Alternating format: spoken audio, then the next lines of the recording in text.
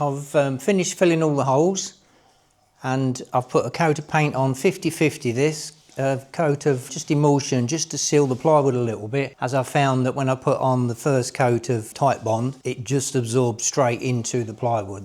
So today I'm on the part of the legs that insert into the base of the camper and setting up to weld these on these bars.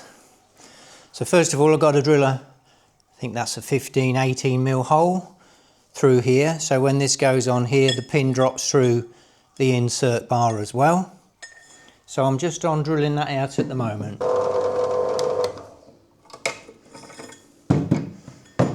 So I've just run a pilot hole through them.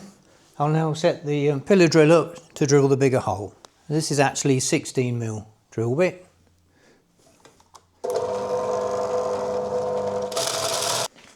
I don't know if you can see, I've just put a bevel on the inside there just to help the pin drop through, because the pin has a ball bearing on it.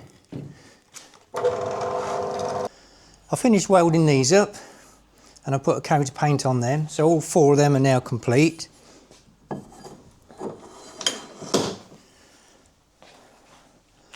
And I've cut off all 4 feet, little platform feet. I've cut all 4 of them off the jacks, and I now need to make these longer. And I happen to have some stainless steel tubing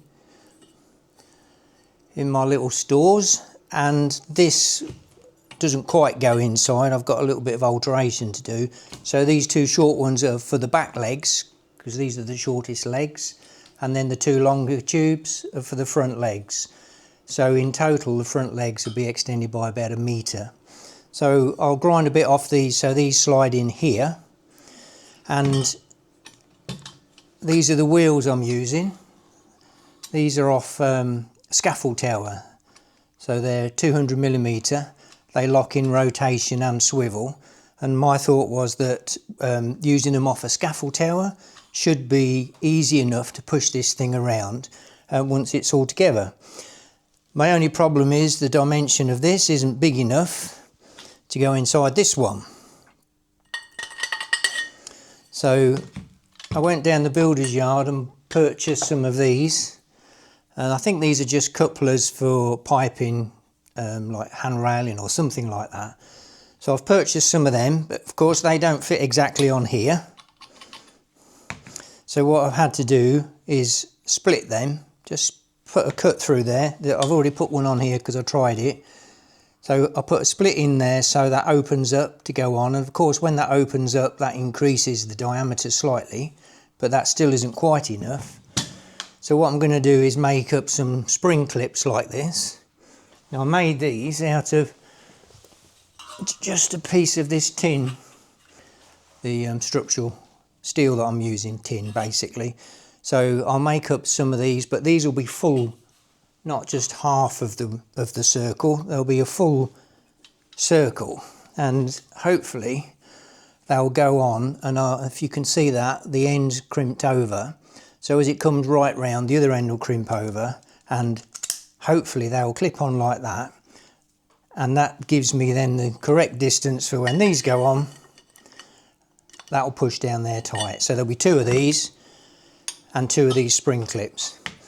Hopefully that'll work, and then they'll all stay together.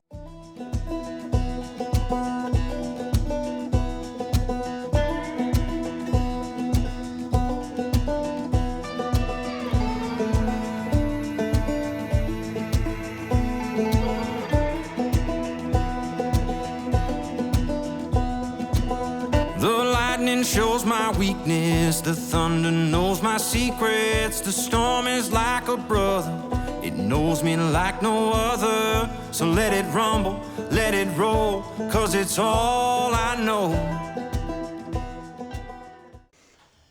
So now's the moment of truth. I've finished doing the wheels and the jacks.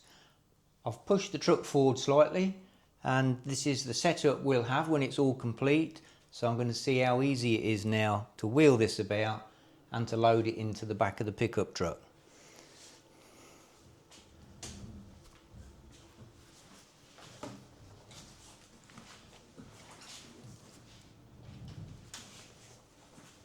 Moves quite easy. I think the big wheels definitely help.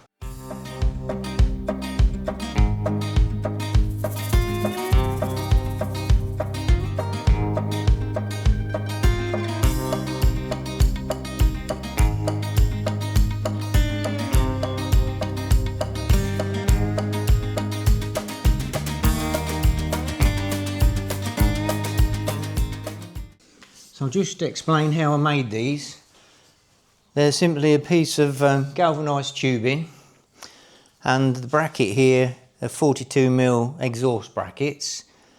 Put the bolt extenders on, and then as you can probably see, I just cut the big hole in there so they slide over the top, a small hole in the back, so these thumb turns that I've got then go on. I didn't want to have to get a spanner or a socket out or anything like that, so they just then tighten that back up. So the bracing around the bottom, that's all done exactly the same.